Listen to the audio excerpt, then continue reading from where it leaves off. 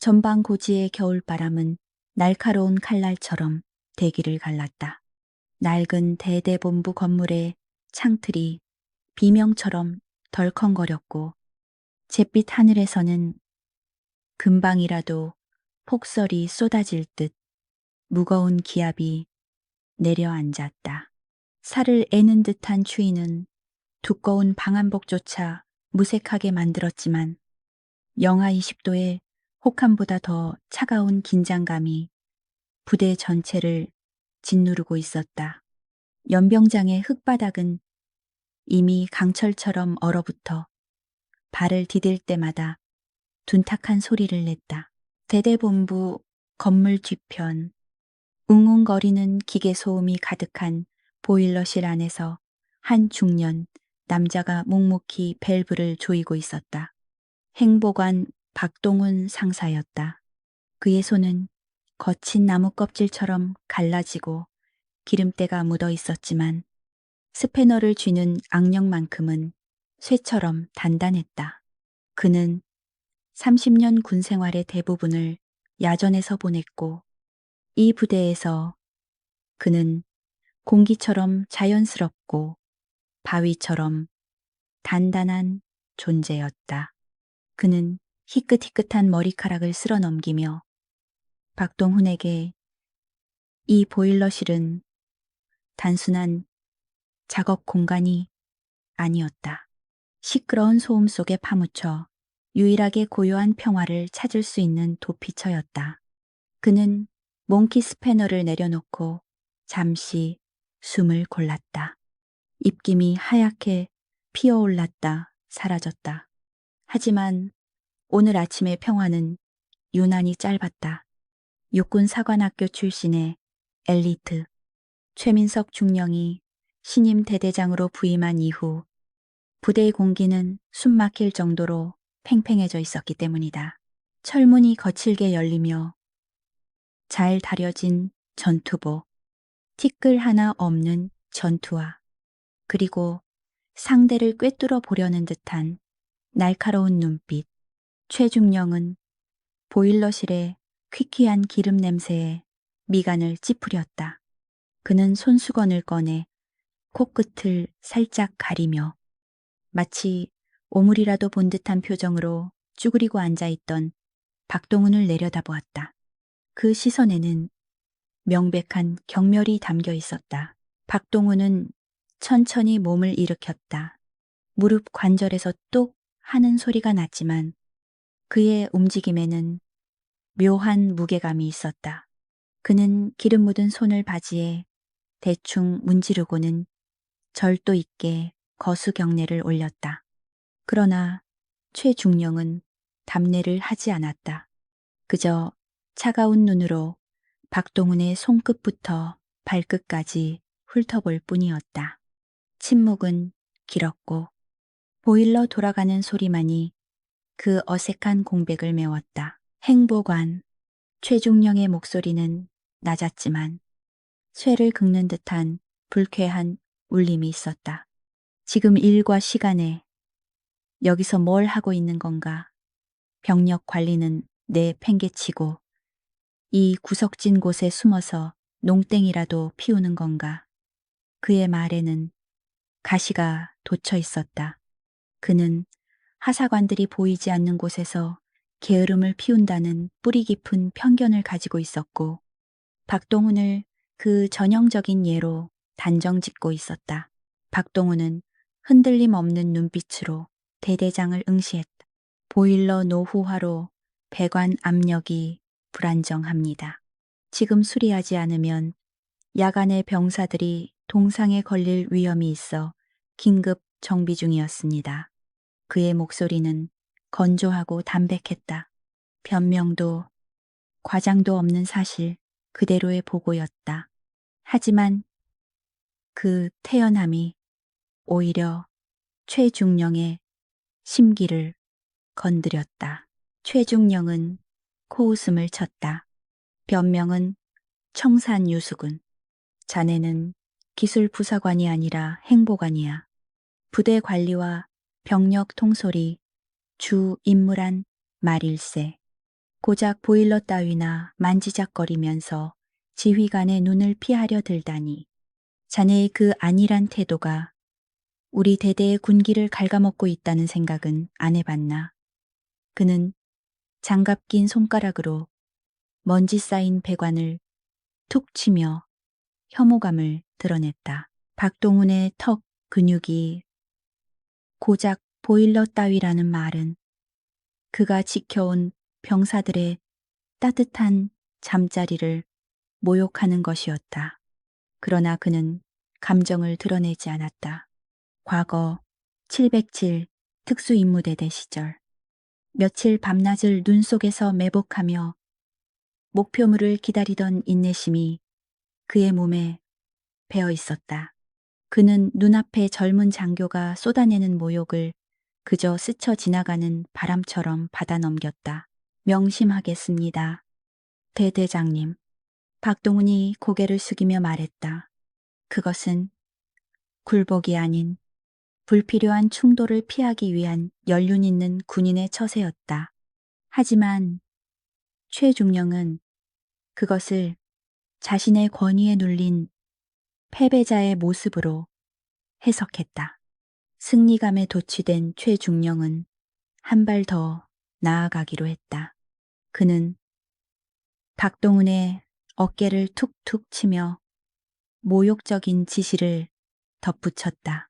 그리고 말이야, 자네 그 기름 묻은 손으로 병사들 앞에 서지 마. 지휘관의 품위가 떨어지잖아. 아, 그리고 오늘 저녁 식사 전까지 창고, 재고, 전수조사해서 보고서 내 책상 위에 올려둬. 숫자 하나라도 틀리면 각오하는 게 좋을 거야. 그것은 물리적으로 불가능한 시간 제한이었다. 명백히 박동훈을 골탕 먹이려는 의도적인 괴롭힘이었다. 최중령은 대답도 기다리지 않고 뒤를 돌아 나갔다. 멀어지는 군화 발소리가 복도에 울려 퍼졌다.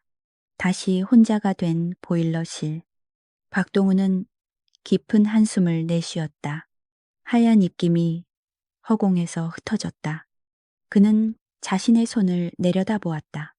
기름때와 흉터로 뒤덮인 이 손은 한때 국가의 가장 은밀한 명령을 수행하며 수많은 적을 제압했던 손이었다. 그러나 지금 그의 손은 그저 낡은 배관을 조이는 데 쓰이고 있었다. 박동훈은 씁쓸한 미소를 지었다. 젊은 대대장은 모를 것이다. 진정한 군인의 명예는 반짝이는 계급장이나 칼주름 잡힌 제복에서 나오는 것이 아니라 보이지 않는 곳에서 동료를 위해 헌신하는 희생에서 나온다는 것을. 그리고 박동훈은 누구보다 그 사실을 잘 알고 있었다. 그는 다시 스패너를 집어들었다. 대대장의 부당한 지시와 모욕에도 불구하고 당장 그가 해야 할 일은 이 낡은 기계를 고쳐 병사들이 얼어 죽지 않게 하는 것이었다. 창고조사는 밤을 새워서라도 해내면 그만이었다. 박동훈은 묵묵히 그리고 아주 천천히 볼트를 조였다. 그의 침묵은 무력함이 아니라 폭풍 전의 고요함과도 같았다. 거인의 그림자는 아직 짙은 어둠 속에 숨겨져 있었다. 전방의 여명은 빛보다는 차가운 안개와 함께 밝아왔다. 해가 채 뜨기도 전 연병장에 집합한 수백 명의 병사들은 짙은 회색빛 어둠 속에서 입김만 하얗게 내뿜고 있었다. 밤새 내린 서리가 전투복 어깨 위에 하얗게 내려앉았지만 감히 몸을 터는 이는 아무도 없었다. 신임 대대장이 주관하는 첫 아침, 점호, 시간, 팽팽하게 당겨진 활수위 같은 긴장감이 부대 전체를 휘감고 있었기 때문이다. 최민석 중령이 지휘봉을 옆구리에 끼고 천천히 대열 사이를 걸었다. 그의 구두굽이 얼어붙은 땅을 찍을 때마다 그는 다른 병사들처럼 두꺼운 방한 외피를 입지 않았다. 말끔하게 다림질된 정복 차림으로 추위 따위는 정신력으로 극복할 수 있다는 무언의 압박을 가하고 있었다.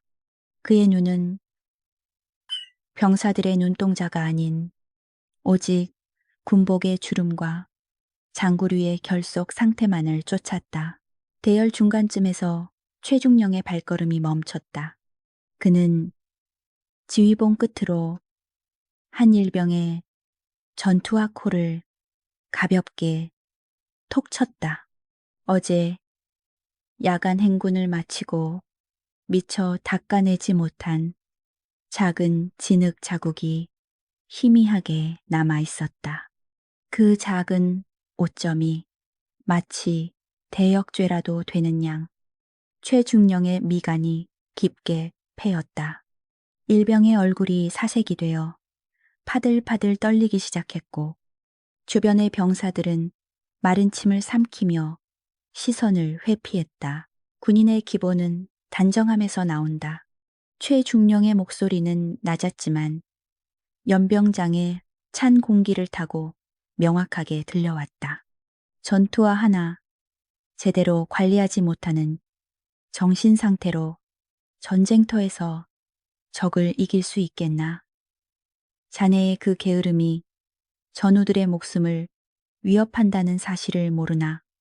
그는 병사의 피로 따위는 안중에도 없었다.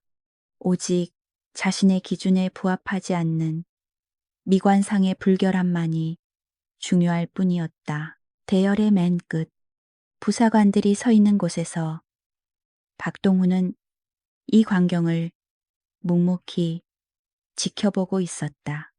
그는 저 병사가 어제 행군 중 낙오한 동기의 군장까지 당장이라도 나서서 병사를 변호해주고 싶었지만 박동훈은 입술을 굳게 다물었다. 공개적인 자리에서 지휘관의 권위에 도전하는 것은 하극상이었고 그것은 결국 저 어린 병사에게 더 큰 화살이 되어 돌아갈 것임을 알기에 그는 주먹만 꽉 쥐었다. 점호가 끝날 무렵 최중령은 전 부대원에게 충격적인 지시를 내렸다. 물자 창고와 탄약고의 모든 적재 방식을 전면 수정하라는 명령이었다. 효율성과 신속한 반출을 최우선으로 고려해 배치된 기존의 방식 대신 관물대처럼 오와 열을 맞추고 크기와 색상별로 정리하여 보기 좋게 만들라는 것이었다. 그것은 실전적인 전술 관점에서는 자살 행위나 다름없는 짓이었다. 해산 명령이 떨어지고 장교들이 흩어지자 박동훈은 조용히 최중령의 뒤를 따랐다. 그는 대대장실 앞에서 잠시 멈춰서서 호흡을 가다듬었다. 이것만큼은 묵과할 수 없었다. 전시의 1분 1초는 생사를 가르는 시간이다. 탄약 박스의 위치를 겉보기에 좋게 바꿨다가 위급 상황에서 혼선이 생긴다면 그것은 단순한 실수가 아니라 참사로 이어질 수 있었다. 대대장님, 잠시 드릴 말씀이 있습니다. 박동훈이 정중하게 경례하며 입을 열었다. 최중령은 자리에 앉으며 거만하게 턱짓으로 용건을 물었다. 박동훈은 최대한 감정을 배제하고 차분하게 설명했다. 지시하신 창고 정리건입니다만 현재의 배치는 지난 수년간의 훈련 데이터를 바탕으로 긴급 불출 시간을 최소화하기 위해 최적화된 것입니다. 갑작스러운 변경은 유사시 병사들에게 혼란을 줄 수 있습니다. 최중령은 책상 위에 명패를 만지작거리며 피식 웃음을 터뜨렸다. 그는 의자에 등을 기대고 박동훈을 삐딱하게 올려다보았다. 행보관, 자네 육군대학 나왔나? 아니면 어디 전술 전략 과정이라도 수료했나? 그의 질문에는 순수한 호기심이 아닌 명백한 조롱과 무시가 담겨 있었다. 박동훈이 침묵하자 최중령은 기다렸다는 듯 말을 이었다. 자네 같은 부사관들의 문제점이 뭔지 아나 바로 그 낡은 경험칙에 갇혀서 변화를 거부한다는 거야. 내가 배운 선진 병영 관리 시스템에 따르면 정리, 정돈된 환경이 병사들의 심리적 안정과 규율, 확립에 더 큰 도움이 된다고 나와 있어. 전술 전략, 그런 큰 그림은 장교인 내가 그리는 거야. 자네는 그저 내가 그린 그림 안에서 붓칠이나 제대로 하면 되는 거고. 최중령의 말은 박동훈의 30년 군생활 전체를 부정하는 칼날과도 같았다. 그는 박동훈을 군사 전문가가 아닌 그저 시키는 대로 몸을 움직이는 단순 노무자 취급을 하고 있었다. 선진 시스템이라는 허울 좋은 명분 아래 현장의 실상을 무시하는 전형적인 탁상 행정이었다. 박동훈은 목구멍까지 차오르는 반박을 삼켰다. 벽창호 같은 사람에게 논리는 통하지 않았다. 명심하겠습니다. 박동훈은 짧게 대답하고 물러나왔다. 복도를 걸어가는 그의 발걸음이 천근만근 무거웠다. 창고 쪽으로 향하자 이미 병사들이 난감한 표정으로 물건들을 드러내고 있었다. 그들은 박동훈을 보자마자 구세주를 만난 듯한 눈빛을 보냈지만 박동훈은 씁쓸하게 고개를 저으며 말없이 장갑을 꼈다. 지휘관의 명령은 절대적이었다. 박동훈은 가장 무거운 포탄 상자를 먼저 어깨에 짊어졌다. 쉰을 바라보는 나이에 벅찬 무게였지만 그는 내색하지 않고 묵묵히 일했다. 그 모습에 병사들도 불평을 멈추고 하나둘씩 무거운 짐을 나르기 시작했다. 창고 안은 무거운 침묵과 거친 숨소리, 그리고 짐이 끌리는 소리로만 채워졌다. 박동훈의 등 뒤로 흐르는 식은땀은 단순한 노동의 대가가 아니었다.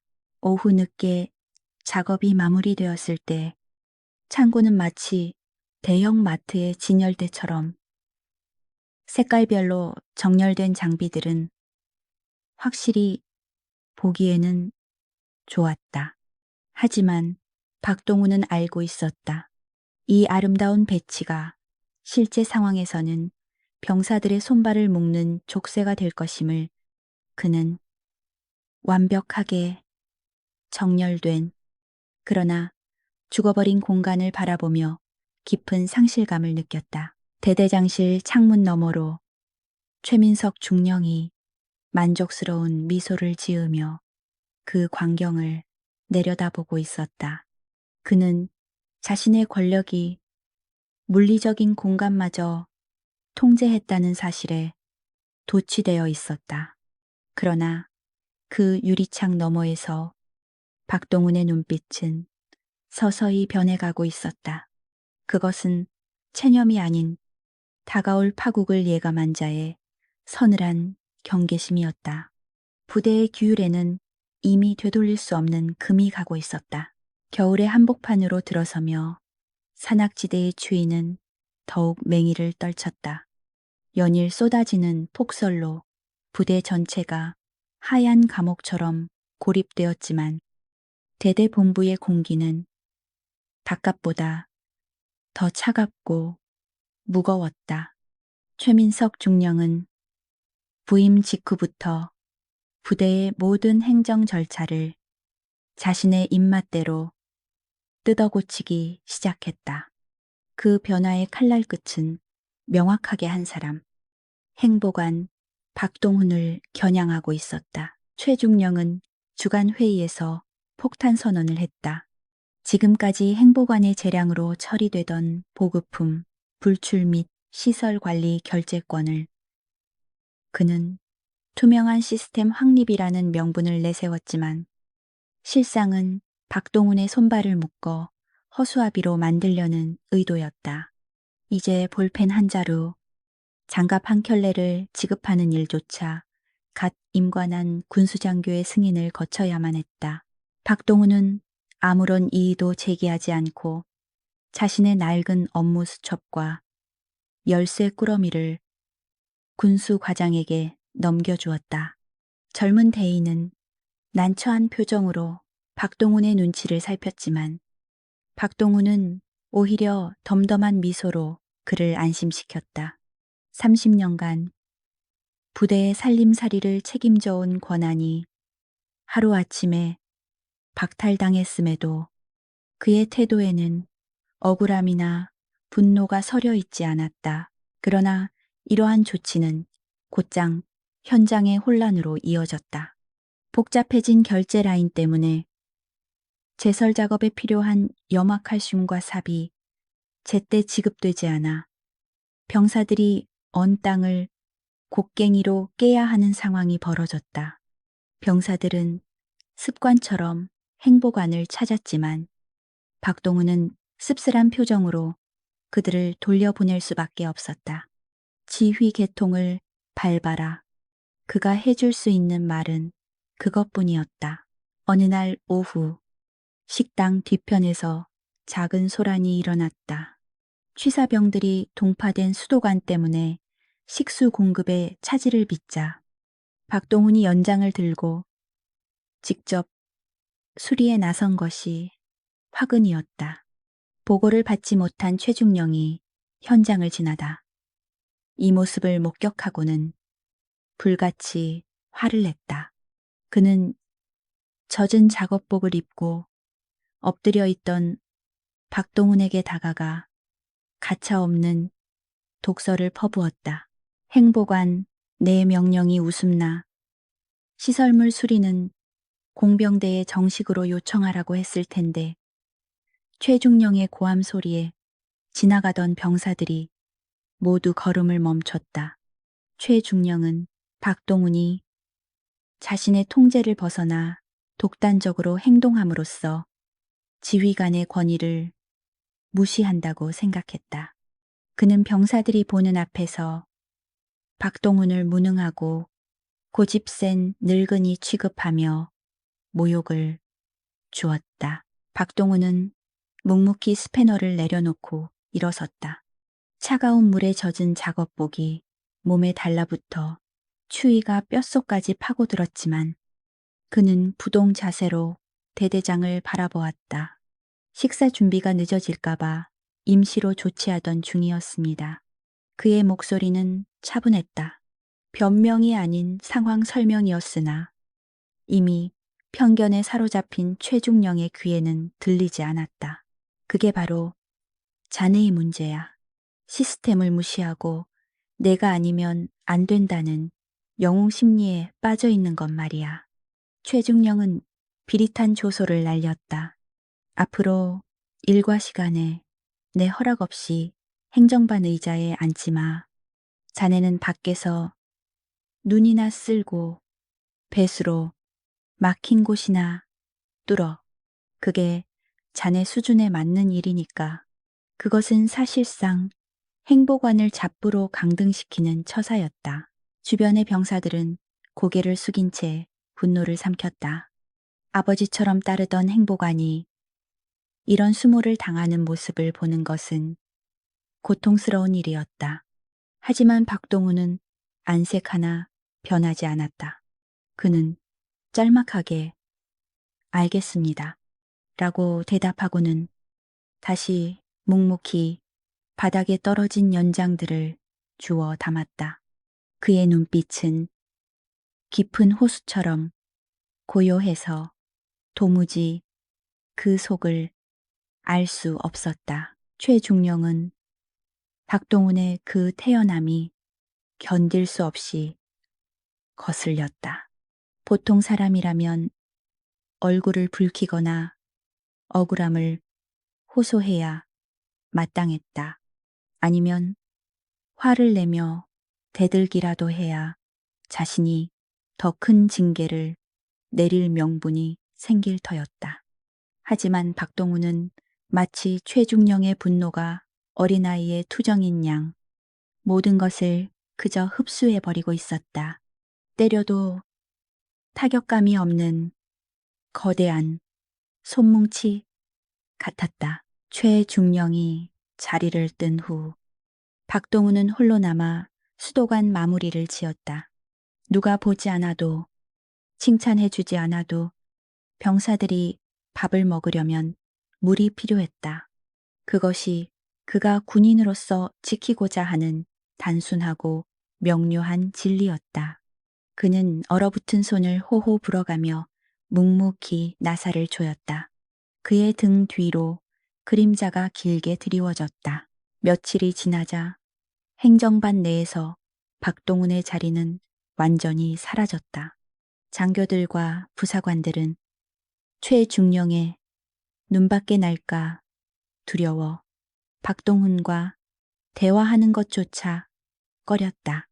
식사 시간에도 박동훈은 식판을 들고 구석진 자리에서 혼자 밥을 먹었다.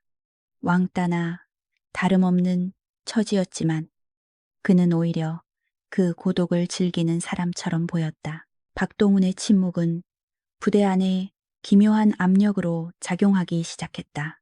그가 아무 말 없이 마당에 눈을 쓸고 있을 때면 창문 너머로 그를 지켜보는 최중령은 알 수 없는 불안감에 휩싸였다.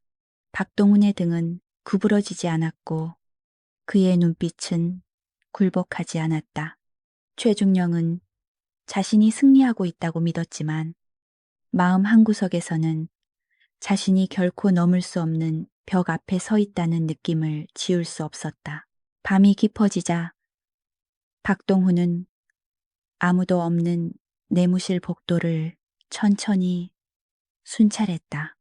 병사들이 잠든 침상 모포를 바로잡아주고 온도를 체크하는 그의 발걸음 소리는 유령처럼 조용했다. 그는 권력을 잃었지만 여전히 이 부대의 그림자 같은 수호자였다. 30년의 세월은 계급장이나 직책으로 지워질 수 있는 것이 아니었다. 창밖에는 다시 눈보라가 몰아치기 시작했다. 박동훈은 복도 끝 창가에 서서 최민석 중령은 그를 무너뜨리려 하고 있지만 박동훈은 자신이 무너지면 이 부대를 지탱하던 보이지 않는 기둥 하나가 뽑혀 나간다는 것을 알고 있었다. 그래서 그는 버텼다. 모욕을 먹고 자란 인내심은 겨울의 혹한이 정점에 달한 2월, 대대 지휘 통제실의 공기는 뜨겁게 달아올라 있었다. 중앙에 놓인 거대한 사판을 둘러싸고 참모들이 긴장된 표정으로 서 있었고 그 중심에는 최민석 중령이 지휘봉을 잡고 있었다. 이번 주에 예정된 군단급 전술 훈련 평가를 앞두고 그는 자신이 직접 수립한 방어작전 계획을 하달하는 중이었다. 형광등 불빛 아래 드러난 사판 위의 지형 모형들은 벽면 가득한 지도에는 각종 전술 부호들이 어지럽게 그려져 있었다. 최중령의 브리핑은 화려했다. 그는 최신 미군 교범에서 인용한 전문 용어들을 섞어가며 유창하게 작전의 개요를 설명했다. 적 특수작전부대의 침투를 가정하여 주요 거점에 첨단 감시 자산을 배치하고 기동 타격대를 차량으로 신속하게 전개해 포위 섬멸한다는 이른바 망치와 모루 전술이었다. 이론적으로는 완벽해 보이는 계획이었다. 장교들은 대대장의 유려한 설명에 연신 고개를 끄덕이며 감탄하는 신협을 했지만 그들의 눈 밑에는 연일 이어진 야근으로 인한 피로가 짙게 드리워져 있었다. 박동우는 회의 참석자가 아니었다. 그는 고장난 환풍기를 고치라는 지시를 받고 사다리 위에 올라가 있었다. 드라이버를 돌리는 미세한 소음이 최중령의 거슬리는 신경을 건드리지 않도록 그는 숨소리조차 죽이며 작업에 열중했다. 하지만 30년간 야전을 누비며 단련된 그의 귀는 본능적으로 브리핑 내용을 듣고 있었다. 최중령이 설명하는 침투 경로와 방어선의 위치가 그의 머릿속에 그려졌고 동시에 어떤 위화감이 그의 척추를 타고 서늘하게 올라왔다. 브리핑이 막바지에 이르렀을 때 최중령의 시선이 문득 구석에서 작업 중인 박동훈에게 꽂혔다. 그는 자신의 완벽한 계획을 과시하고 싶은 욕망과 동시에 늙은 부사관을 망신주고 싶은 충동을 느꼈다. 최중령은 입가에 비릿한 미소를 띠며 손짓했다. 행보관, 거기서 엿듣지만 말고 이리 좀 와보지 그래. 자네가 이 부대 토박이라며 30년 짬밥으로 보기에 내 작전이 어떤가. 뭐 자네가 고등 전술을 이해할 리는 없겠지만 말이야. 참모들의 시선이 일제히 박동훈에게 쏠렸다. 난처한 침묵이 흘렀다. 박동훈은 장갑을 벗어 주머니에 넣고 천천히 사판 앞으로 걸어왔다. 그는 지휘관의 조롱에 동요하지 않고 정중하게 목례를 했다. 제가 감히 대대장님의 고견에 뭐라 말씀을 드리겠습니까? 저는 그저 시설물 관리나 하는 행보관일 뿐입니다. 그는 상황을 모면하려 했지만 최중령은 끈질겼다. 그는 지휘봉을 박동훈의 코앞에 들이대며 강요했다. 아니, 말해봐. 병사들 앞에서 잘난 척하던 그 식견을 한번 들어보자고. 박동훈은 잠시 사판을 내려다 보았다. 그의 눈동자가 순식간에 깊고 어둡게 변했다. 그것은 더 이상 행정보급관의 눈이 아니었다. 그는 사판 위의 한 지점, 최중령이 적의 침투가 불가능하다고 판단하여 그는 조용히 그러나 단호한 목소리로 입을 열었다. 대대장님, 작전 계획은 훌륭합니다만 혹시 2월 중순에 부는 북서풍의 영향을 고려하셨는지 여쭙고 싶습니다. 최중령이 어이없다는 듯 웃음을 터뜨렸다. 바람, 지금 전술 토해 중에 날씨 타령이나 하자는 건가? 박동훈은 아랑곳하지 않고 말을 이었다. 이 계곡 서쪽 절벽은 하지만 2월에 북서풍이 몰아치면 절벽 틈새에 눈이 쌓여 자연적인 설사면이 형성됩니다. 그리고 그 바람 소리 때문에 감시 초소에서는 아이젠이 얼음을 찍는 소리를 들을 수 없습니다. 제가 적 지휘관이라면 차량이 다니는 도로가 아니라 바로 이 절벽을 타고 넘어 올 겁니다. 회의실 안에 정적이 감돌았다. 작전 장교가 급히 지도를 다시 살피더니 얼굴이 창백해졌다. 박동훈의 말대로라면 최중령이 주력 부대를 배치한 도로 쪽은 허탕을 치게 되고 부대의 심장부인 지휘 통제실이 적의 기습에 무방비로 노출되는 꼴이었다.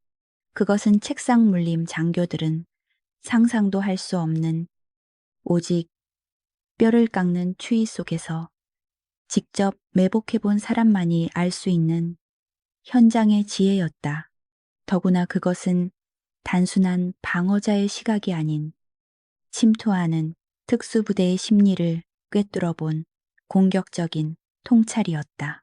최중령의 얼굴이 불그락부르락해졌다.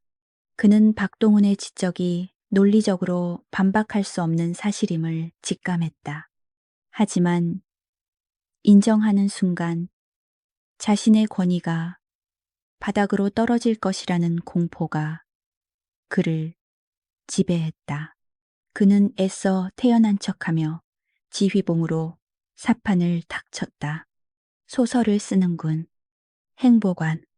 요즘 특수부대가 무슨 산악인 동호회인 줄 아나. 그런 구시대적인 침투 방식은 현대전에서 더 이상 통하지 않아. 첨단 열상 감지 장비가 다 잡아낸단 말일세. 박동훈은 더 이상 반박하지 않았다. 그렇다면 다행입니다. 대대장님, 제 기우였기를 바랍니다. 그는 다시 고개를 숙이고 조용히 뒤로 물러났다. 하지만 그 자리에 있던 모든 장교들은 보았다. 최중령의 눈동자가 불안하게 흔들리고 있다는 것을, 그리고 박동훈이 지적한 그 설사면 이 지도 위에서 거대한 구멍처럼 입을 벌리고 있다는 것을. 박동훈의 짧은 한마디는 화려한 작전 계획서 위에 지워지지 않는 오점을 남겼다. 회의는 서둘러 종료되었다. 최중령은 씩씩거리며 참모들을 내보냈지만 혼자 남은 작전실에서 그는 오랫동안 사판을 노려보았다. 박동훈이 지적한 그 절벽지대를 바라보는 그의 눈빛에는 분노와 함께 억누를 수 없는 불안감이 서려 있었다. 그는 인정하고 싶지 않았지만 방금 전 그 늙은 행보관에게서 뿜어져 나온 기운은 평범한 군인의 것이 아니었다. 그것은 마치 사냥감을 앞에 둔 맹수의 서늘한 살기 같은 것이었다. 그날 밤 박동훈은 행정반 난로가에 앉아 낡은 수첩을 정리하고 있었다. 작전 장교가 슬그머니 다가와 캔커피 하나를 책상 위에 올려두었다. 그는 주위를 살피더니 목소리를 낮춰 물었다. 행보관님, 아까 말씀하신 그 절벽, 루트 말입니다. 정말 가능한 겁니까? 박동훈은 캔커피를 따며 희미하게 미소 지었다. 글쎄요. 15년 전에 제가 대항군 훈련 뛸 때는 가능했습니다. 그때 우리 팀 4명이 그 길로 들어와서 대대장 생포하는데 30분도 안 걸렸거든요. 작전 장교는 경악한 표정으로 입을 다물지 못했다. 박동훈은 아무 일도 아니라는 듯 커피를 한 모금 마셨다. 창밖에는 다시 눈이 내리고 있었다. 최중령이 무시했던 그 바람. 북서풍이 거세게 불어오고 있었다. 눈은 조용히 쌓여 절벽의 틈새를 메우고 누군가에게는 죽음의 길을, 누군가에게는 승리의 길을 만들어주고 있었다. 박동훈은 알고 있었다. 전장은 교범이 아니라 자연 속에 있다는 것을. 계절이 바뀌는 길목에서 날씨는 변덕을 부렸다. 며칠간 이어지던 혹한이 물러가는가 싶더니 갑작스러운 난기류가 전방고지를 덮쳤다. 하늘이 뚫린 듯 쏟아지는 비는 단순한 봄비가 아니었다.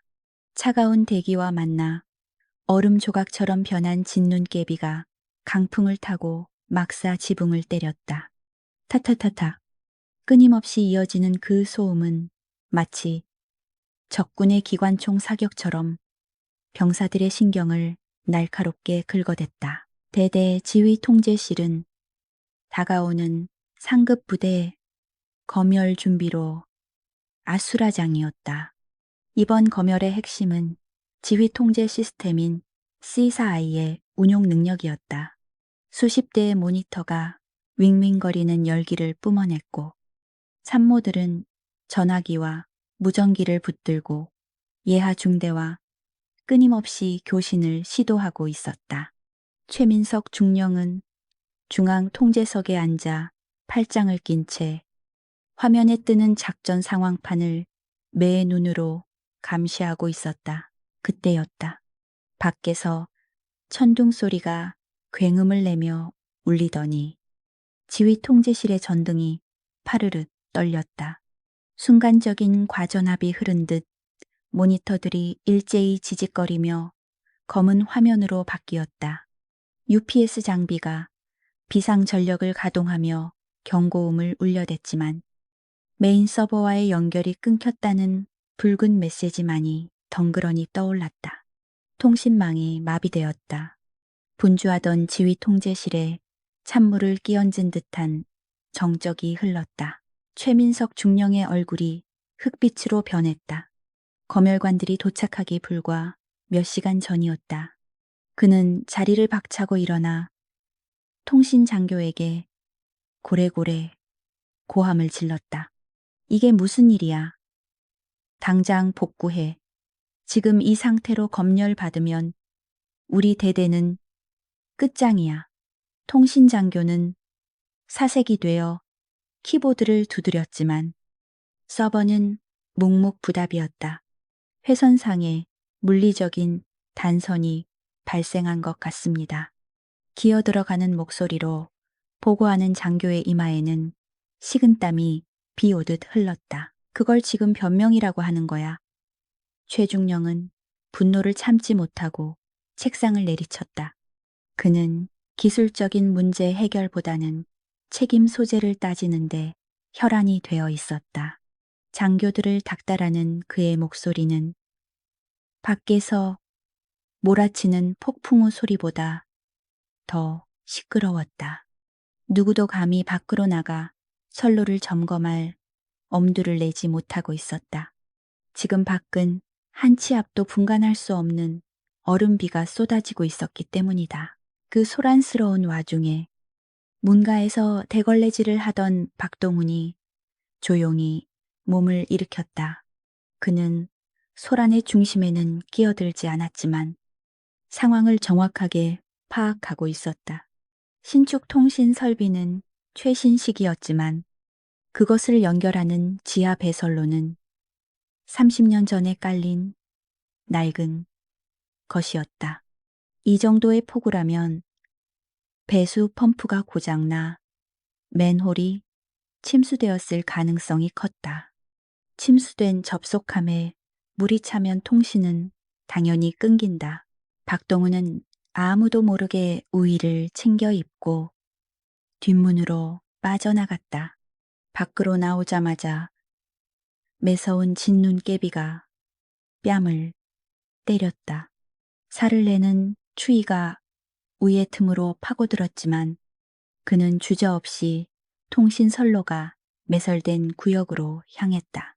진흙탕이 된 바닥에 무릎을 꿇고 무거운 무쇠 맨홀 뚜껑을 들어 올리자 예상대로 흙탕물이 가득 차 있었다. 케이블 접속 부위가 물에 잠겨 합선을 일으키고 있는 것이 분명했다. 그는 흙탕물 속에 주저없이 손을 집어넣었다. 얼음장 같은 물이 손가락 감각을 순식간에 마비시켰다. 박동훈은 보이지 않는 물 속에서 오직 손가락의 감각만으로 엉킨 케이블 뭉치를 더듬었다. 통신 장교들이 매뉴얼을 뒤적이며 당황하고 있을 때 그는 경험이 가르쳐준 직관으로 문제의 핵심에 접근하고 있었다. 그는 허리춤에서 펜치를 꺼내 물속에서 부식된 연결 단자를 과감하게 잘라냈다. 이 작업은 섬세하면서도 신속해야 했다.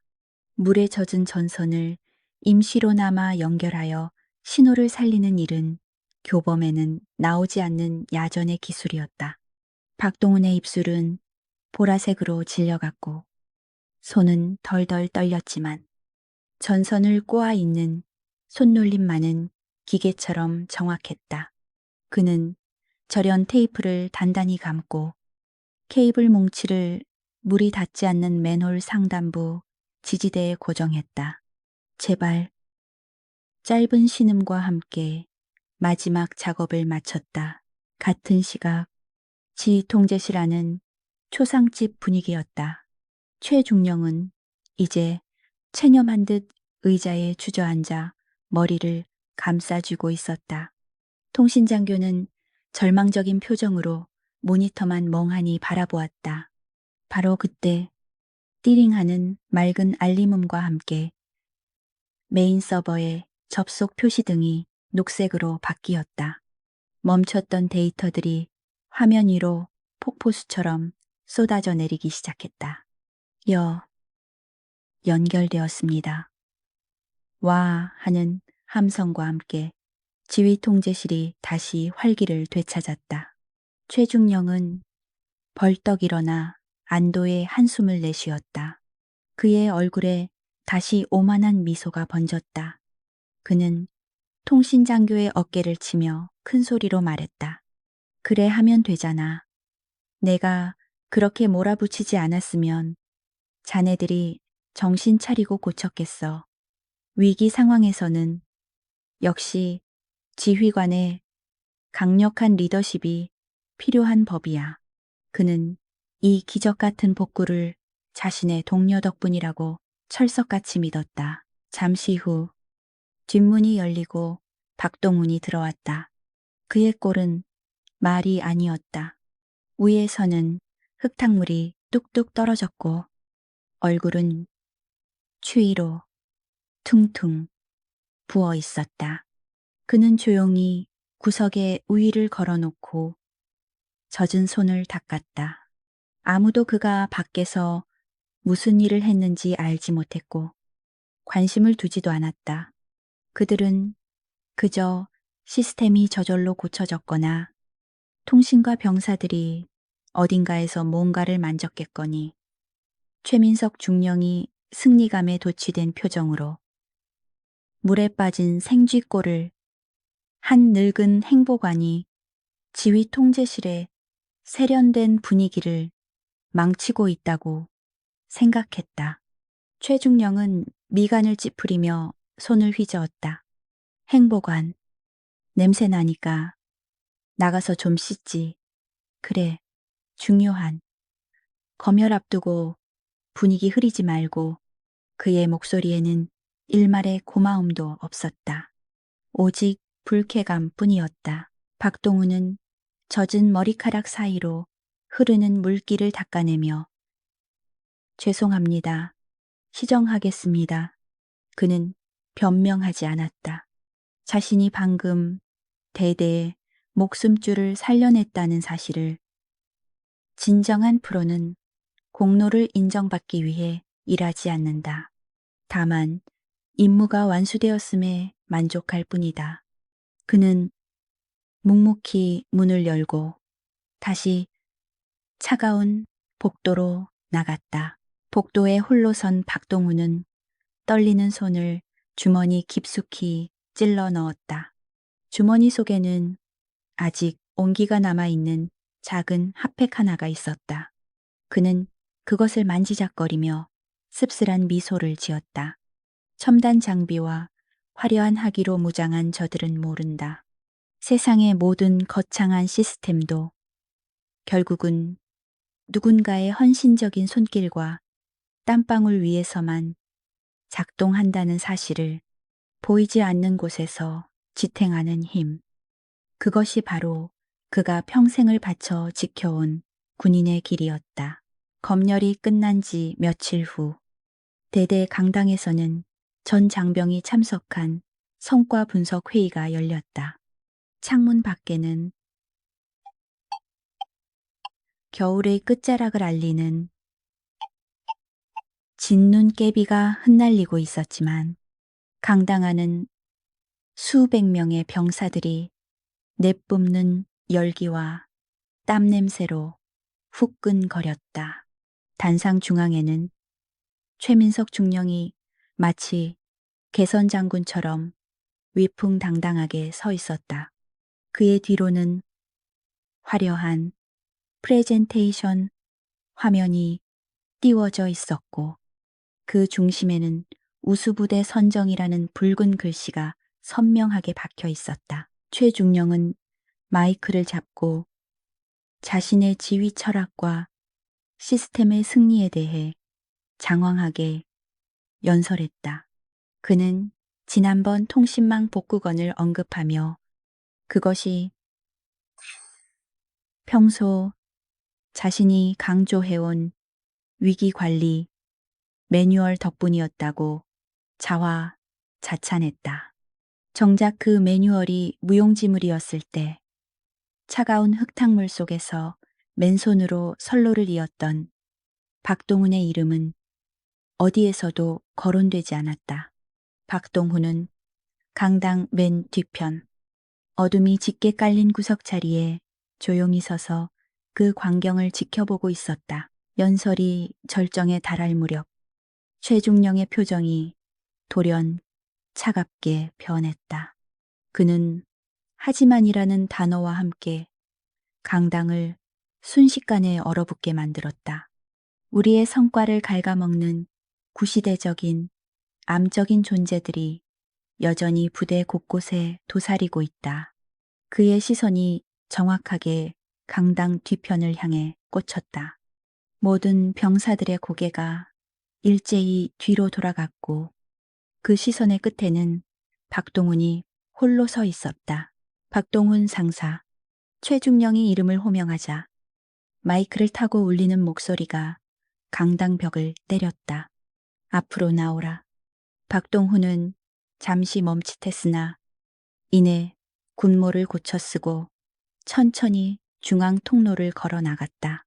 수백 개의 눈동자가 그의 등 뒤에 꽂혔다. 뚜벅, 뚜벅. 그의 발걸음 소리만이 적막한 강당을 채웠다. 단상 아래에 멈춰선 그는 묵묵히 거수경례를 올렸다. 최중령은 단상 위에서 박동훈을 내려다보며 혀를 찼다.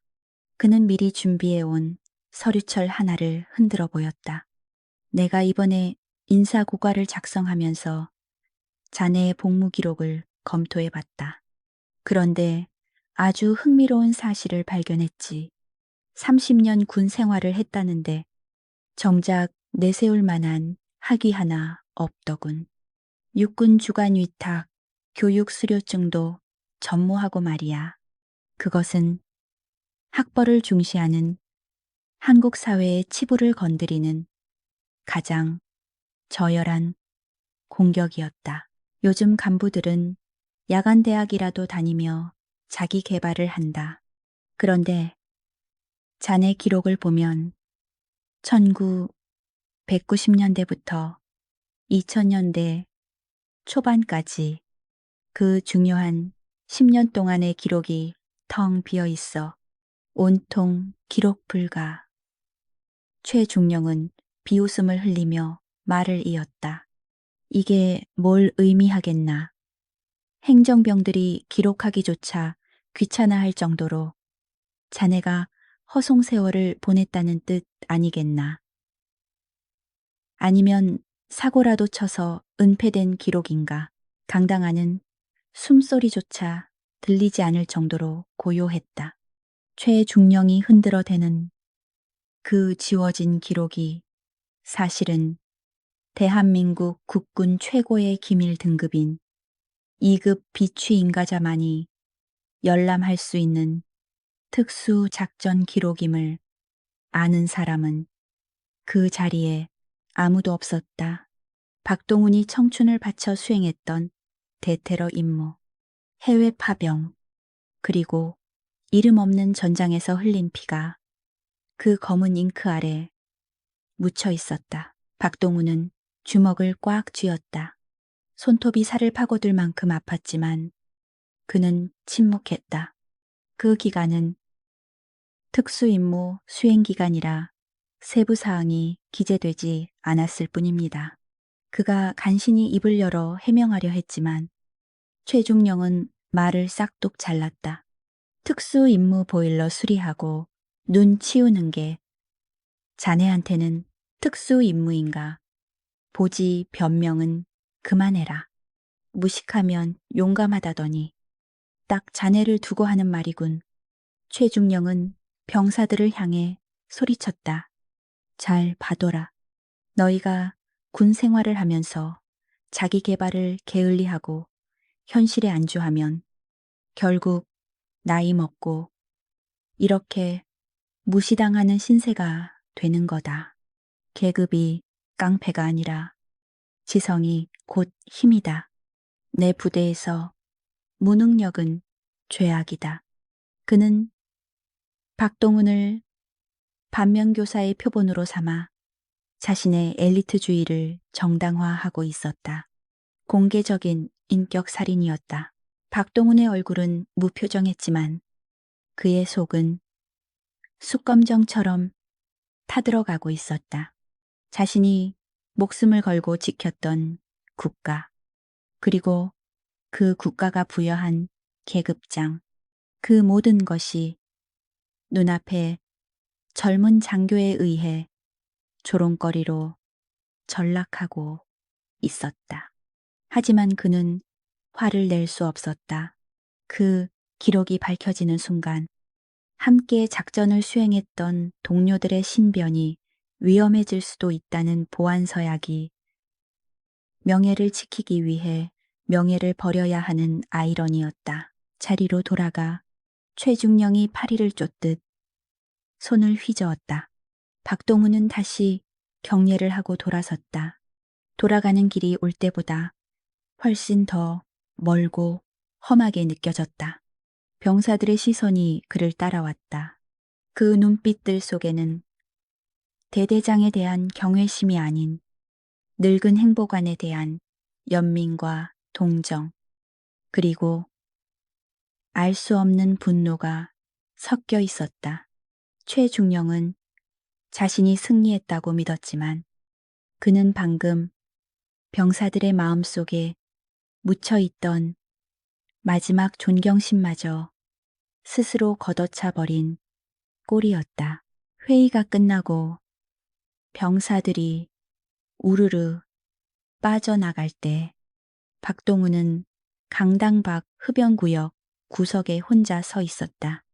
떨리는 손으로 담배 한 개비를 꺼내 물었지만 라이터 불이 잘 켜지지 않았다. 그때 누군가 옆에서 조용히 불을 붙여주었다. 지난번 점호 때 군화 때문에 지적받았던 그 일병이었다. 병사는 아무 말 없이 불만 붙여주고는 꾸벅 인사를 하고 사라졌다. 박동훈은 깊게 연기를 빨아들였다. 매캐한 연기가 폐부 깊숙이 들어왔다가 그는 하늘을 올려다보았다. 잿빛 구름 사이로 희미한 햇살이 비치고 있었다. 그는 자신의 청춘이 부정당한 오늘을 영원히 잊지 못할 것이다. 하지만 동시에 방금 전 어린 병사가 보여준 작은 불꽃 같은 위로 또한 잊지 못할 것이다. 대대장실 창가에서 최중령은 흡연구역에 박동훈을 내려다보며 와인을 한 모금 마셨다. 그는 박동훈의 그 초라한 등이 자신의 권력을 더욱 돋보이게 한다고 생각하며 흡족해 했다. 그는 몰랐다. 자신이 짓밟은 것이 단순한 늙은이가 아니라 잠자는 사자의 콧수염이었다는 것을, 그리고 그 사자의 포효를 들을 날이 머지 않았음을. 먹구름 너머에서 거대한 폭풍이 다가오고 있었다. 봄 기운이 만연해야 할 3월이었지만 부대의 공기는 그 어느 때보다 차갑고 팽팽하게 얼어붙어 있었다. 그 원인은 북쪽에서 불어오는 바람이 아니라 상급 부대에서 내려온 한 통의 긴급 공문 때문이었다. 신임 군단장 부대 순시 예정. 그 짧은 문장은 평온하던 대대를 순식간에 아수라장으로 만들어버렸다. 새로 부임한 이태준 중장은 육군 내에서 저승사자로 불릴 만큼 깐깐하고 원칙주의적인 인물로 정평이 나 있었기 때문이었다. 최민석 중령에게 이번 순시는 단순한 검열 이상의 의미를 지녔다. 육사 출신들 사이에서도 치열한 진급 경쟁을 벌이고 있는 그에게 전설적인 전쟁 영웅인 군단장의 눈에 든다는 것은 곧 장군으로 가는 고속도로에 올라타는 것과 같았다. 그는 즉시 비상 소집을 걸고 완벽한 부대 만들기 작전에 돌입했다. 하지만 그가 정의하는 완벽함이란 전투력의 완벽함이 아닌 보여주기 위한 거칠애의 극치였다. 부대는 거대한 연극 무대처럼 변해갔다. 병사들은 멀쩡한 보도블록을 뒤집어 다시 깔고 아직 싹도 트지 않은 화단에 급조한 조경수를 심느라 페인트 냄새가 진동을 했고 낡은 창고들은 가림막으로 가려졌다.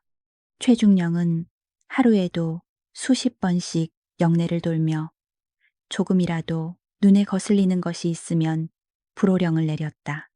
그의 눈에는 15도 각도로 정렬되지 않은 빗자루조차 군기를 위반한 중죄로 보였다. 순시 하루 전날 최중령은 박동훈을 대대장실로 호출했다. 박동훈이 들어서자 최중령은 창밖을 내다보던 등을 돌려 그를 싸늘하게 노려보았다. 책상 위에는 군단장의 이동 동선과 시간표가 분 단위로 빽빽하게 적힌 작전 계획서가 놓여 있었다. 최중령은 마치 더러운 오물을 치우는 청소부에게 지시하듯 손가락으로 지도의 한 구석을 가리켰다. 행보관. 내일 자네 위치는 여기다. 최중령이 가리킨 곳은 부대 가장 안쪽, 사람의 발길이 거의 닿지 않는 폐자재 소각장이었다. 군단장님께서는 군인의 엘리트 장교들과 빠릿빠릿한 신병들만 보여드리기에도 시간이 모자라. 그런데 자네처럼 늙고 삽든 부사관이 기름때 묻은 작업복을 입고 어슬렁거린다면 우리 부대의 이미지가 어떻게 되겠나? 그것은 명백한 격리 조치였다. 최중령은 박동훈이라는 존재 자체를 부대의 수치, 감추고 싶은 오점으로 규정하고 있었다. 그는 박동훈의 거친 손과 햇볕에 그을린 주름진 얼굴이 자신의 세련된 부대 미관을 해친다고 생각했다. 내일 순시가 끝날 때까지 절대 본관 근처에는 얼씬도 하지 마. 무전기도 끄고 그냥 없는 사람처럼 죽은 듯이 있어. 만약 군단장님 눈에 띄어서 내 브리핑에 재를 뿌린다면 그땐 정말 옷 벗을 각오해야 할 거야. 박동훈은 담담하게 대대장을 응시했다. 화를 낼 가치조차 없는 저열한 짓이었다. 그는 평생을 전장에서 보냈고 그의 주름 하나하나는 조국을 위한 헌신의 훈장이었다. 하지만 눈앞의 상관은 그것을 낡음으로 치부하며 쓰레기처럼 구석에 처박으려 하고 있었다. 박동훈은 짧게 한숨을 삼키고 고개를 숙였다. 알겠습니다. 소각장 주변 정리를 하고 있겠습니다. 대답은 잘하는군. 최중령은 만족스러운 듯 입꼬리를 올렸다. 그래, 자네한테는 쓰레기장 정리가 딱 어울리는 임무지. 주제를 파악하고 협조해줘서 고맙네. 그는 박동훈이 나가자마자 비서에게 방향제를 뿌리라고 마치 박동훈이 남기고 간 그날 밤 부대는 폭풍 전야처럼 고요했다. 모든 준비를 마친 병사들은 녹초가 되어 잠들었지만 박동훈은 잠을 이루지 못했다. 그는 텅 빈 소각장 앞 드럼통에 걸터 앉아 밤하늘을 올려다보았다. 내일 오게 될 이태준 중장. 이름만 들어도 가슴 한구석이 묵직해지는 옛 전우였다. 20년 전 비무장지대 수색 작전에서 박동훈이 등에 업고 나왔던 그 소대장이 이제 별셋을 달고 지휘관으로 오는 것이다. 박동훈은 씁쓸하게 웃었다. 이태준은 자신을 기억이나 할까 장군이 된 그에게 과거의 인연은 그저 스쳐가는 추억일지도 몰랐다. 아니, 어쩌면 최중령의 말대로 늙은 하사관 따위는 잊은 지 오래일 수도 있었다. 박동훈은 주머니에서 낡은 지포 라이터를 꺼내 만지작거렸다. 필사즉생, 비스, 사셩이라는 글귀가 새겨진 이태준이 전출 가던 날, 그는 라이터를 다시 깊숙이 집어넣었다. 내일 그를 만날 생각은 없었다. 대대장의 명령 때문이 아니었다. 화려한 별들의 잔치에 재를 뿌리고 싶지 않은 늙은 병사의 배려였다. 그는 그저 그림자 속에 숨어 멀리서나마 옛 전우의 위풍당당한 모습을 지켜보는 것으로 만족하기로 했다. 그것이 박동훈식의 의리였다. 마침내 결전의 아침이 밝았다. 부대 정문부터 본청까지 레드카펫이 깔리듯 완벽하게 청소되어 있었고 모든 장병은 숨조차 크게 쉬지 못하고 부동자세로 대기했다. 최민석 중령은 거울 앞에서 수십 번 복장을 점검하며 그의 심장은 터질 듯이 뛰고 있었다. 모든 것이 시나리오대로 완벽해야 했다. 단 하나의 실수도 용납될 수 없었다. 멀리서 헬기 소리가 들려오기 시작했다. 두두두두. 점점 커지는 프로펠러 소음과 함께 거대한 검은색 헬기가 연병장 상공의 모습을 드러냈다. 바람이 거세게 몰아치며 애써 심어놓은 조경수들이 최중령은 마른 침을 삼켰다. 헬기가 착륙하고 먼지 구름 속에서 성큼성큼 걸어 나오는 장신의 군인. 군단장 이태준 중장이었다. 최중령은 100m 달리기 선수처럼 튀어나가 깍듯하게 거수 경례를 붙였다. 충성, 대대장, 중령, 최민석, 군단장님의 방문을 영광으로 생각합니다. 목소리는 우렁찼지만 끝이 미세하게 떨렸다. 이태준 중장은 선글라스를 벗으며 날카로운 눈빛으로 최중령을 훑어보았다. 그리고는 형식적인 악수 대신 부대 전경을 천천히 둘러보았다. 그 시선은 최중령이 정성 들여 꾸민 화단이나 깔끔한 건물 외벽에는 머물지 않았다. 장군의 눈은 본능적으로 가장 거칠고 가장 험하며 군인의 땀이 배어 있어야 할 곳들을 찾고 있었다.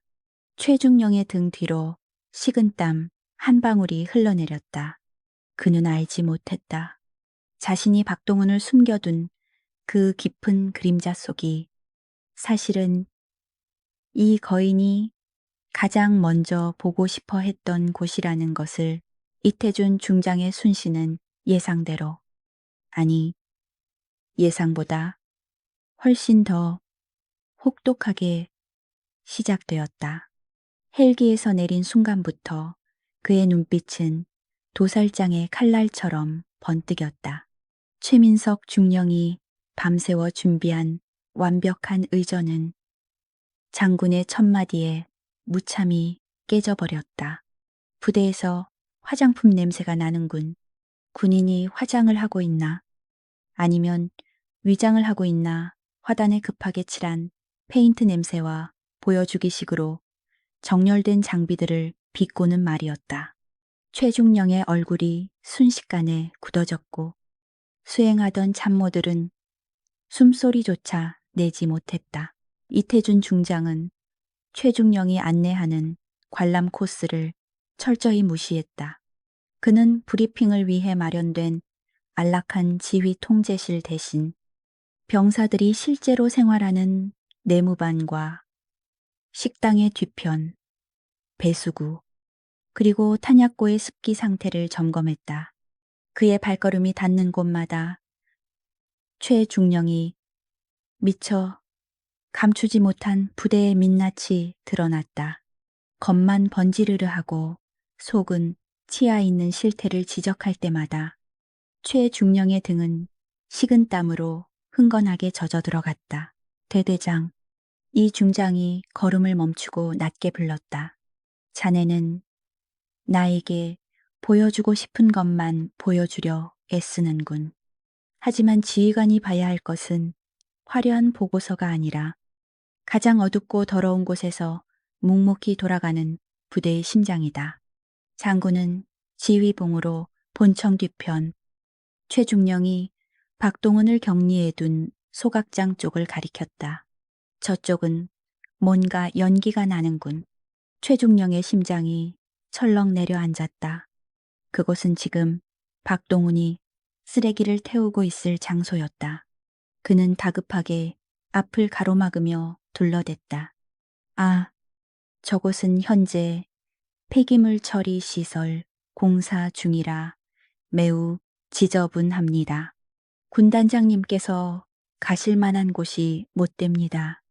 먼지도 많고 안전상 위험하니 바로 그는 어떻게든 박동훈이라는 오점을 감추기 위해 필사적이었다. 하지만 이태준 중장은 이미 성큼성큼 그쪽으로 향하고 있었다.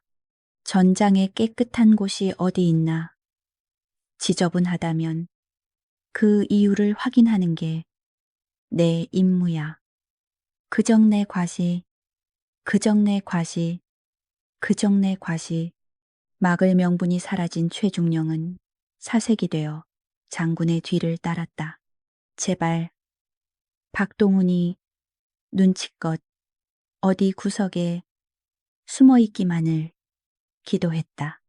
늙은 행보관이 군단장 눈에 띄어 엉뚱한 소리라도 하는 날에는 자신의 진급길은 영원히 막힐 것이 뻔했다.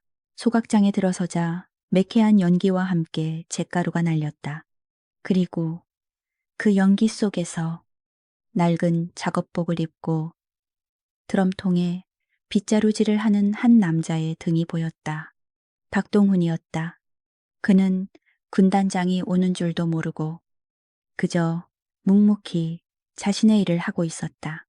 그의 작업복은 기름때와 숯 검댕으로 얼룩져 있었고 그 모습은 최중령이 가장 혐오하던 패배한 군인의 전형이었다.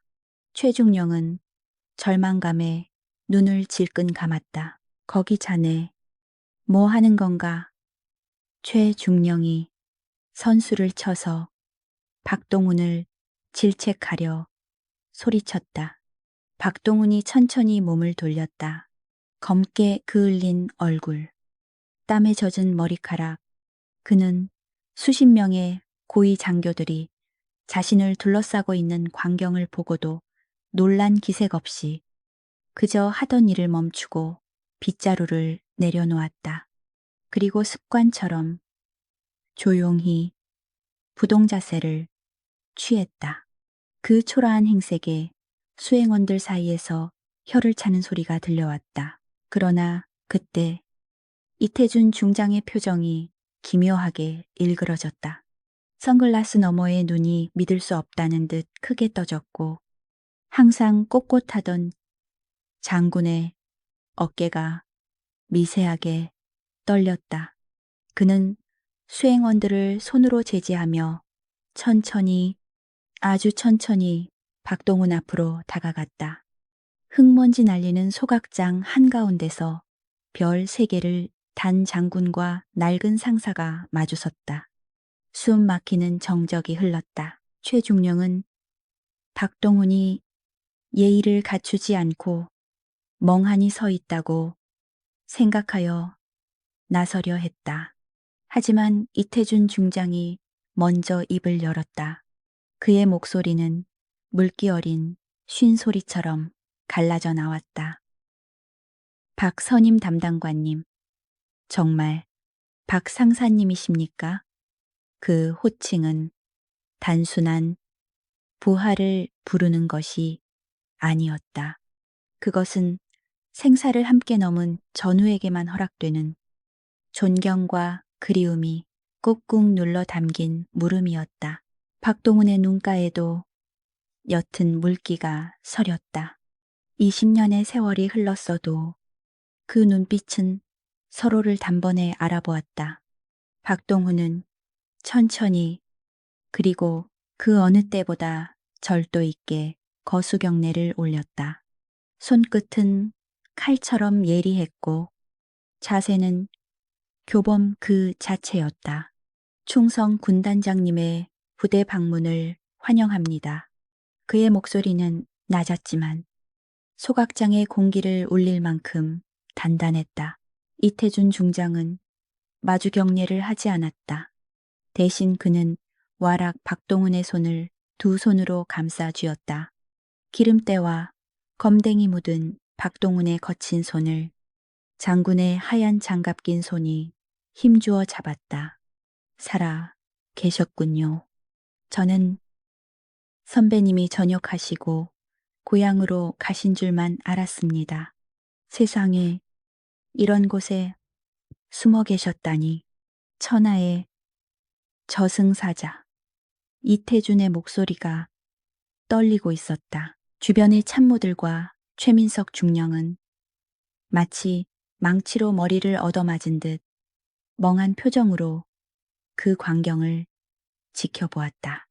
대대장이 쓰레기 취급하며 격리했던 늙은 행보관이 군단장이 선배님이라 부르며 고개를 숙이는 존재라니. 최중령의 머릿속에서 경보음이 울리기 시작했다. 무언가 엄청나게 잘못되었다는, 돌이킬 수 없는 실수를 저질렀다는 공포가 척추를 타고 올라왔다. 이태준 중장은 박동훈의 손을 놓지 않은 채 뒤를 돌아 최중령을 노려보았다. 방금 전까지의 감격스러운 눈빛은 사라지고 다시금 서늘한 살기가 감돌았다. 최중령, 자네는 내 눈을 피해 보물을 쓰레기장에 처박아 두었군.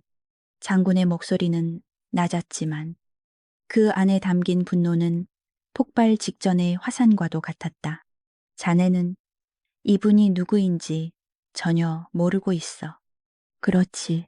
최중령은 입술이 파르르 떨려 아무 말도 할 수 없었다. 박동훈이 난처한 듯 손을 빼려 했지만 이태준은 더욱 꽉 잡았다. 모두 잘 들어라. 이분은 내가 소위 시절 DMZ 수색 작전에서 지뢰를 밟았을 때 내 다리를 붙들고 지뢰밭을 기어 나왔던 내 생명의 은인이다. 그리고 707 특임대 시절 전설로 불리던 그림자 팀장이 바로 이 박동훈 상사다. 소각장에 있는 모든 사람의 시선이 박동훈에게 꽂혔다. 경멸은 경악으로 그리고 순식간에 경외감으로 바뀌었다. 오직 최민석 중령만이 다리가 풀려 주저앉을 듯 비틀거렸다. 그가 무시하고 조롱했던 낡은 기계부품 같은 노인이 사실은 전쟁 영웅이자 군단장의 스승이었다는 진실이 거대한 해일처럼 그를 덮쳐왔다. 소각장의 매캐한 연기는 더 이상 눈을 맵게 하지 않았다. 대신 그곳의 감도는 숨 막히는 침묵이 사람들의 폐부를 찔렀다.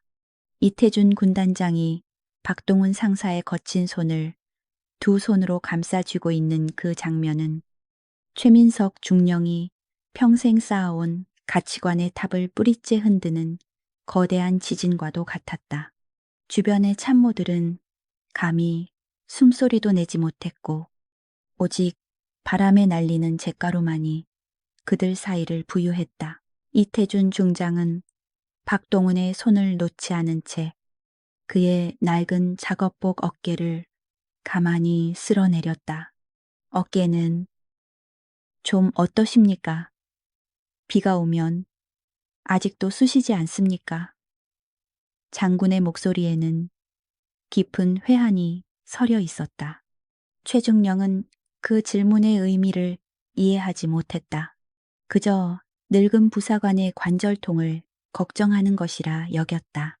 하지만 이어진 말은 최중령의 심장에 비수를 꽂았다. 96년 강릉 대간첩 작전 때 제 등 뒤로 날아오던 적의 조준 사격을 대신 막아내셨던 그 어깨 말입니다. 이 중장의 말에 참모진 사이에서 헉 하는 탄성이 터져 나왔다. 최중령의 동공이 지진이라도 난 듯 흔들렸다. 그가 게으름의 상징이라고 비웃었던 박동훈의 태뜬 움직임, 특히 왼쪽 어깨를 잘 쓰지 못해 무거운 짐을 질 때마다 찡그리던 그 모습이 주마등처럼 스쳐 지나갔다. 그것은 노화가 아니었다. 부하를 살리기 위해 몸을 던져 얻은 영광의 상처, 영구적인 장애였다. 박동훈은 쑥스러운 듯 희미하게 웃으며 고개를 저었다. 다 지난 일입니다. 군단장님, 군인으로서 당연히 해야 할 일을 했을 뿐입니다. 지금은 그저 녹이 슬지 않도록 기름칠이나 하는 늙은이일 뿐이지요. 그의 대답에는 티끌만큼의 오만함도 자신의 공로를 내세우려는 욕심도 없었다. 그는 자신이 받은 푸대접이나 바로 그 침묵과 겸손이 최민석 중령을 더욱 비참하게 만들었다. 차라리 박동훈이 네가 나를 무시했지 라고 소리치며 화를 냈다면 변명이라도 할 수 있었을 것이다. 하지만 박동훈은 그저 허허로운 미소로 모든 것을 감내하고 있었다. 그 거대한 그릇 앞에서 최중령은 자신이 얼마나 좁쌀만한 위인인지, 자신의 권위가 얼마나 얄팍한 허세였는지를 뼈저리게 깨닫고 있었다. 이태준 중장이 천천히 고개를 돌려 최민석 중령을 바라보았다. 선글라스를 벗은 그의 눈빛은 더 이상 분노로 이글거리지 않았다. 대신 그곳에는 깊은 실망과 연민, 그리고 서늘한 경멸이 담겨 있었다. 최중령, 장군이 낮게 불렀다. 최중령은 감전된 듯 몸을 떨며 차렷 자세를 취했다. 예, 군단장님, 자네는 내게 완벽한 부대를 보여주겠다고 했지. 깨끗한 도로, 각 잡힌 내무반, 화려한 브리핑. 그래, 겉모습은 훌륭하더군. 이 중장은 천천히 박동훈의 작업복에 묻은 숯 검댕을 손으로 털어주며 말을 이었다. 하지만 자네는 가장 중요한 것을 놓쳤네. 군대의 힘은 페인트 칠한 벽이나 반짝이는 군화에서 나오는 것이 아니다. 바로 이런 분들의 피와 땀, 그리고 헌신에서 나오는 것이다. 장군은 최중령에게 한 걸음 다가갔다. 그 압도적인 기세에 최중령은 뒷걸음질 치고 싶었지만 발이 떨어지지 않았다. 자네는 이분의 학력이 없다고, 영어를 못한다고 무시했나? 자네가 사관학교에서 전쟁사를 책으로 배우고 있을 때 이분은 몸으로 역사를 쓰고 계셨다. 자네가 교범을 달달 외우고 있을 때 이분은 전우를 위해 피를 흘리고 계셨다.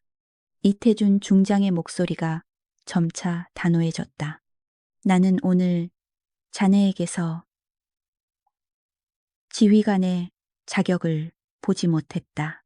자네는 관리자일지는 몰라도 리더는 아니야.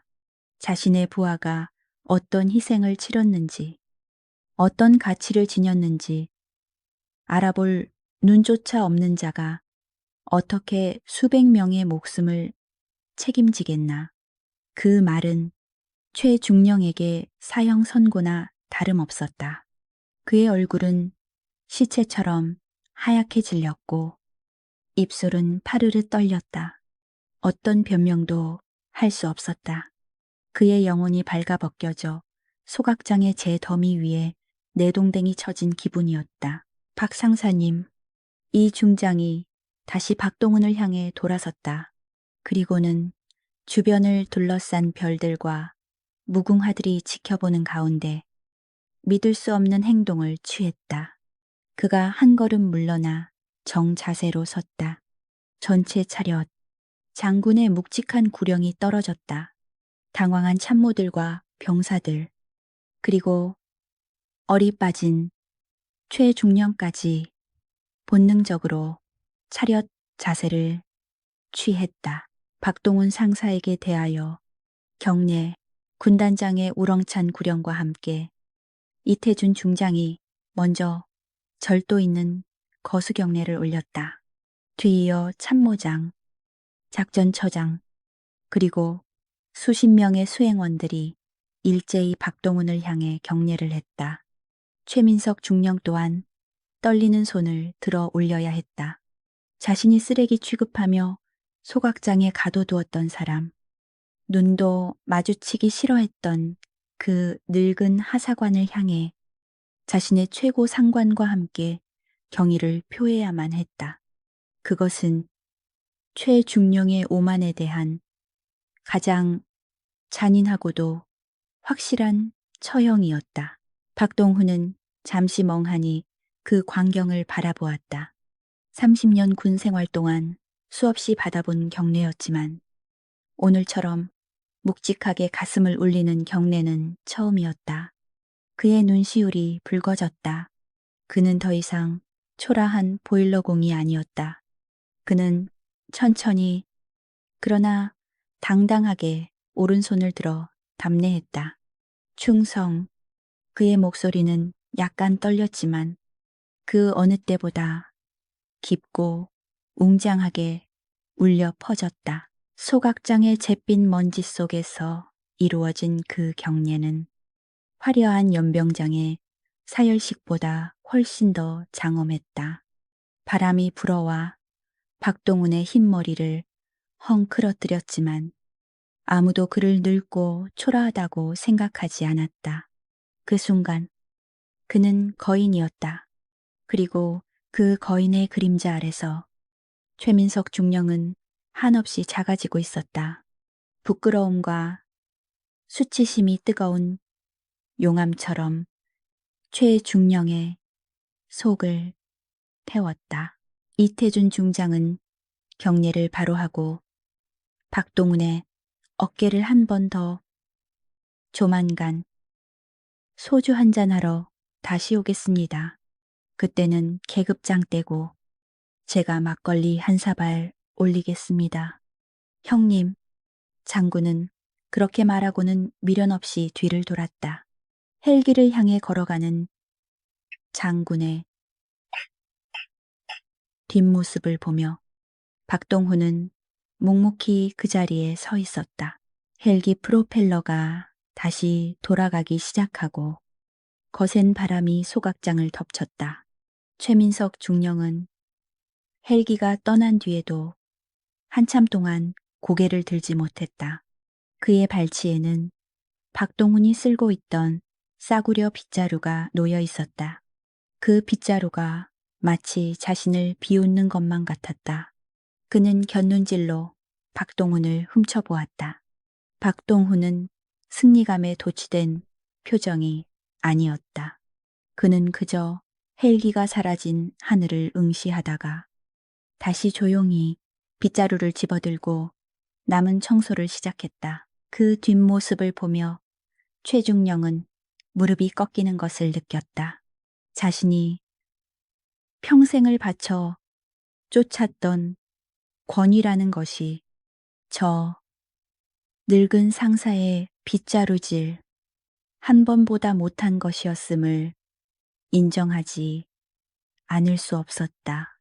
그의 눈에서 억눌려 왔던 뜨거운 눈물이 툭 떨어져 차가운 잿더미 위로 스며들었다. 군단장의 헬기가 떠나고 며칠 뒤 부대에는 완연한 봄 기운이 찾아왔다. 겨우내 대지를 꽁꽁 얼려버릴 듯 위세등등했던 북서풍은 온데간데 없고 남쪽에서 불어오는 습윤한 바람이 처마 밑에 고드름을 녹여내고 있었다. 뚝, 뚝 규칙적으로 떨어지는 물방울 소리가 연병장의 정막을 깨웠다. 그 소리는 마치 최민석 중령이 그토록 견고하게 쌓아 올렸던 아집과 오만의 성벽이 허물어지는 소리처럼 들렸다. 군단장의 방문 이후 부대의 공기는 눈에 띄게 달라졌다. 가장 큰 변화는 지휘 통제실이 아닌 병사들의 내무반과 작업장에서 일어났다. 병사들은 더 이상 최중령의 군화 발소리에 공포를 느끼며 숨지 않았고 박동훈 상사를 바라볼 때마다 깊은 존경심을 담아 경례를 붙였다.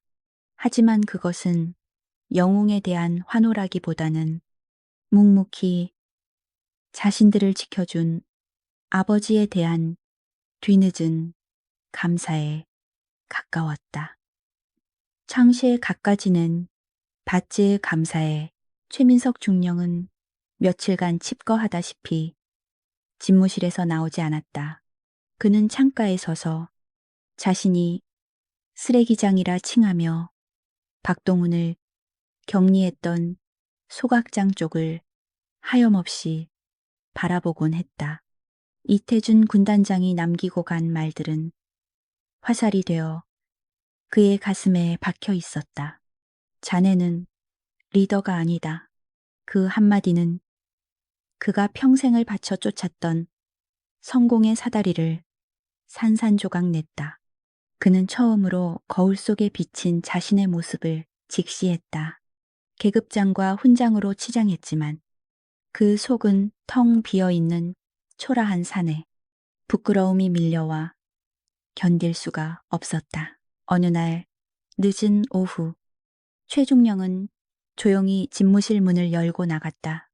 그는 항상 고집하던 반짝이는 정복 대신 병사들과 똑같은 흙 묻은 전투복을 입고 있었다. 수행 비서가 따라 붙으려 했지만 그는 손을 들어 제지했다. 혼자 다녀오겠다. 그의 발걸음이 향한 곳은 본청 뒤편 낡은 보일러실이었다. 보일러실 문은 반쯤 열려 있었다. 안에서는 규칙적인 기계음과 함께 라디오에서 흘러나오는 나직한 옛 노래가 들려왔다. 최중령은 문가에 서서 안을 들여다보았다.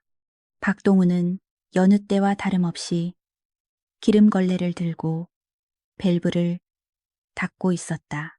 군단장이 다녀간 후 영웅 대접을 받으며 으스댈 법도 하건만 그는 변함없이 자신의 자리를 지키고 있었다. 그 흔들림 없는 평범함이 최중령을 더욱 숙연하게 만들었다. 행보관, 최중령이 조심스럽게 불렀다. 예전의 날카롭고 위압적인 톤은 찾아볼 수 없었다. 박동우는 하던 일을 멈추고 천천히 뒤를 돌았다. 대대장의 등장에도 그는 놀라거나 당황하지 않았다. 그는 묵묵히 걸레를 내려놓고 정중하게 격리했다. 대대장님, 오셨습니까? 최중령은 마주 경례를 한 뒤 어색하게 주변을 둘러보았다. 퀴퀴한 기름 냄새와 후끈한 열기. 예전 같으면 코를 막고 인상을 찌푸렸을 그 공간이 오늘은 묘하게 아늑하게 느껴졌다. 그는 한참을 망설이다가 주머니에서 캔커피 2개를 꺼냈다. 자판기에서 뽑은 따뜻한 커피였다. 이거 한잔하겠나? 박동훈의 눈이 잠시 커졌다가 이내 부드럽게 휘어졌다. 감사합니다. 박동훈은 2 손으로 캔커피를 받아들었다. 2 사람은 낡은 플라스틱 의자에 나란히 앉았다. 보일러 돌아가는 소리만이 둘 사이의 침묵을 메웠다. 최중령은 캔커피를 만지작거리며 고개를 숙였다. 지난번 일은 미안했네. 최중령의 입에서 나온 사과는 투박하고 짧았다.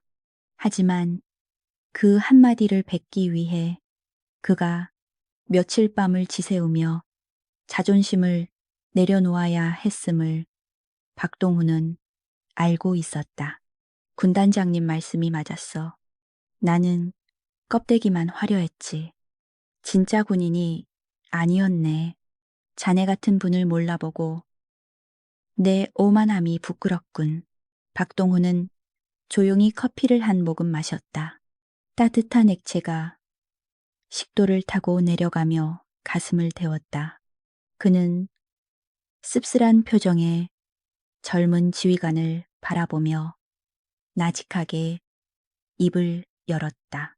대대장님, 군복을 입은 사람에게 가장 무거운 것은 군장이 아니라 어깨에 달린 계급장입니다. 저야 이제 내려놓을 때가 다 된 사람이지만 대대장님은 앞으로 짊어져야 할 짐이 더 많으시지 않습니까? 박동훈은 시선을 자신의 거친 손으로 옮겼다. 저도 젊은 시절에는 실수를 많이 했습니다. 의욕만 앞서서 부하들을 다치게 한 적도 있었지요. 군단장님이 제 어깨 이야기를 하셨지만 사실 그건 훈장이 아니라 제 미숙함이 남긴 낙인입니다. 하나는 더 잘할 수 있었는데, 더 완벽하게 지킬 수 있었는데 하는 후에 말입니다. 그는 최중령을 똑바로 응시했다. 실수를 인정하는 지휘관은 실패한 지휘관이 아닙니다. 진짜 실패는 실수를 덮으려고 부하를 희생시키는 것입니다. 대대장님은 아직 늦지 않았습니다. 박동훈의 말은 따뜻한 위로이자 묵직한 조언이었다. 최중령은 코끝이 찡해지는 것을 느꼈다. 그는 자신이 박동훈을 무시하고 조롱했음에도 박동훈은 단 한 번도 자신을 비난하지 않고 오히려 감싸주고 있다는 사실에 목이 메었다. 그것은 전술 교범에는 나오지 않는 덕장의 품격이었다. 고맙네. 정말 고마워. 최중령은 진심을 담아 말했다. 그날 이후 부대에는 작은 변화들이 일어났다. 최중령은 더 이상 보여주기식 행정에 집착하지 않았다. 그는 참모회의 시간을 줄이고 대신 현장을 돌아보는 시간을 늘렸다. 흙탕물의 전투화가 더러워지는 것을 개의치 않았고 병사들의 식판을 직접 검사하며 반찬 투정을 들어주기도 했다. 아직 서툴고 어색했지만 병사들에게 다가가려는 그의 노력은 진심이었다. 박동우는 다시 행정반의 실질적인 안살림을 챙기기 시작했다. 최중령이 그에게 전권을 다시 위임했기 때문이다. 하지만 박동우는 나서지 않고 조용히 뒤에서 젊은 군수 장교들을 지도하며 그들이 스스로 일어설 수 있도록 도왔다. 그는 자신이 떠난 뒤에도 부대가 흔들리지 않도록 시스템이 아닌 사람을 키우고 있었다. 4월이 되자 부대 담장 너머로 개나리와 진달래가 흐드러지게 피어났다. 연병장에 얼었던 땅은 단단하게 다져졌고 병사들의 구령 소리는 더욱 우렁차게 변했다. 강압적인 규율이 사라진 자리에 자율과 책임감이 싹트고 있었다. 어느 맑은 봄날 오후, 박동우는 은퇴를 앞두고 마지막으로 이제 곧 전역 신고를 하고 정든 부대를 떠나야 했다. 그는 30년 손때가 묻은 공구들을 하나하나 닦으며 작별 인사를 했다. 그때 문이 열리고 최중령이 들어왔다. 행보관, 아니, 선배님, 최중령이 쑥스러운 듯 불렀다.